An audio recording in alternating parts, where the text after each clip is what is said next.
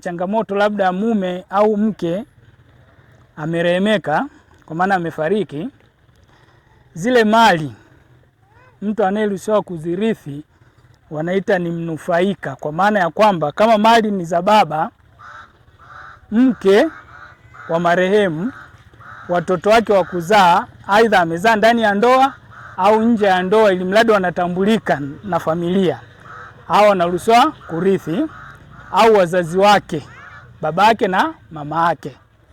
Lakini katika hawa watu wengine wote hakuna mtu mwingine anayeruhusiwa kuingilia zile mali, awe baba mdogo, awe kaka mtu, awe shangazi, awe mjomba wake. Wanufaika ni mke, watoto wake wa kuzaa na wazazi wake. Tumeelewana mpaka hapo? Kwa hiyo ikitokea sasa huyu mama au huyu baba ananyanyasika au anapolo zile mali, kuna sheria za kufuata. Sheria hiyo ina maana kwamba utaenda kufungua kesi ya kufanya nini? Ya kunyanyaswa au ya kunyang'anywa nini? Mali. Tumeelewana mpaka hapo? Kwa sababu hakuna mtu yoyote mwingine anayeruhusiwa kurithi zile mali, labda tu yule marehemu amefanya nini? Ameandika wosia kwamba shamba hili atapewa mjomba wangu, shamba hili atapewa kakaangu au dada yangu. Tofauti na hapo, kama hakuna wosia, labda wanufaika wenyewe waridhie kwa pamoja kwamba hili shamba tunampa nani? Mjomba. Tumeelewana jamani?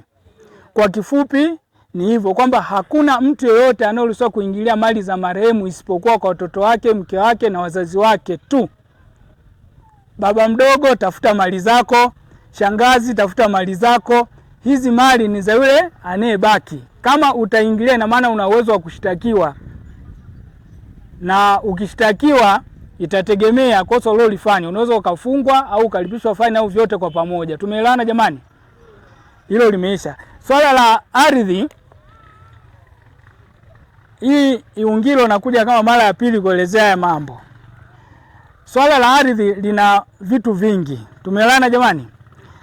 Na tunaposema swala la mirathi, kuna mzee mmoja ameongelea kuhusiana na ardhi ananyanyasika, mama si shamba la mirathi. Huyo tutaongea naye baadaye ili tuweze kupata ufafanuzi zaidi. Swala la ardhi, kama una mgogoro na mtu, kwenye eneo lako lolote la ardhi, kitu cha kwanza unachotakiwa kufanya ni kwenda kwenye baraza la usuluhishi la kijiji. Ukifika kwenye baraza la usuluhishi, mtaongea.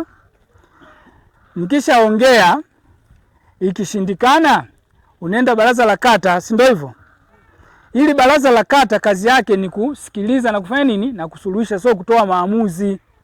Sheria imeshabadilika 2021 na sasa hivi marejeo ya 2023. Kwa baraza la kata watawasikiliza pande zote mbili, watawashauri.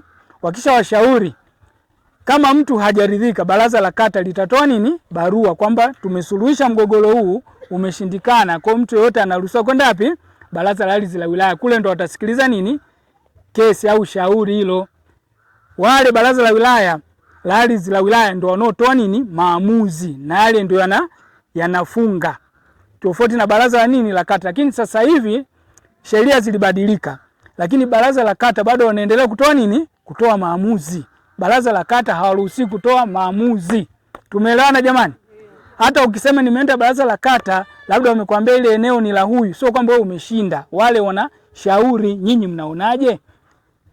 Kwa hoja zenu mlizoziwasilisha, haya tunafanyeje? Okay, tumefikia hapa, mwafaka wetu ni huu. Sisi tunawashauri fanyeni hivi. Ule sio ushindi. Ule ni ushauri tu. Kwa mtu kama hajaridhika, anaenda baraza la ardhi la wilaya. Kesi kule umeshindwa, hujaridhika, unaenda mahakama kuu, kitengo cha ardhi, mpaka mahakama ya rufani. Tumeelewana jamani? Kwa hiyo hapa kila mtu atakuwa na hoja yake kwamba mimi shamba lilikuwa hivi. Uenda unaweza ukasema kwamba umezulumiwa shamba la urithi, kumbe hilo shamba lilikuwa la kwako. Kwa ndo maana baadaye tutakaa tumsikilize mtu mmoja mmoja. Kwa hata mashamba ya urithi, kama nilivyowaambia, kwenye urithi ni mali za babako au mamako, na nyinyi mliozaliwa baba mmoja au mama tofauti tofauti, lakini watoto wa baba mmoja au mama mmoja, sawa? Kwa hapo ndo tutakapofanya nini? Tunaweza kufanya nini? Kurithi hizo mali. Unaweza ukang'ang'ania mali ya urithi, kumbe sio mali yako. Mtu mwingine anang'ang'ania mali ya urithi hadi kwa wakwe. Wapo watu wa aina hiyo. Mtu anapambana mali ya mkwe wake kwa sababu mke wake katoka familia fulani, labda wana mali na yeye yuko mbele. Zile sio za kwako. Sawa jamani? Asanteni. Kwa baadaye tutamsikiliza moja moja.